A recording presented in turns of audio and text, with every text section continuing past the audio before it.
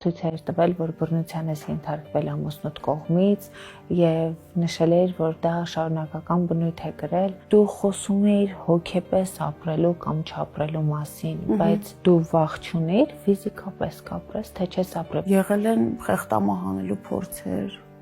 Տանից եղել է փախել եմ ես, գցել են գետնին մազերիցս քաշելով տարել են մինչև տուն։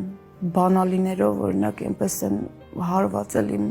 մարմնին, որ մինչև հիմա սպիերը կան։ Իմ աչքը ուռել էր, փակվել էր, բայց ես ոչինչ չի զգում։ Իմ արդեն սկսել էր սիրտս ու հոգիս ցավել։ Սա ոչ միայն շատ լուրջ հարված եւ տրավմա է քեզ համար, այլև քո երեխաների համար։ Ինչպես էիր կարողանում երեխաներին մատուցել, թե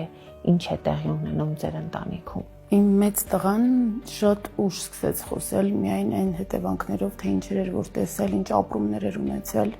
5 տարեկանում նոր տղա սկսեց խոսել, երեխաներից մեջ շատ կա այդ ագրեսիվությունը, խոսում է իրենց հետ, որ չի կարելի, ասում են, բայց ինչի, պապան քեզ խփում է։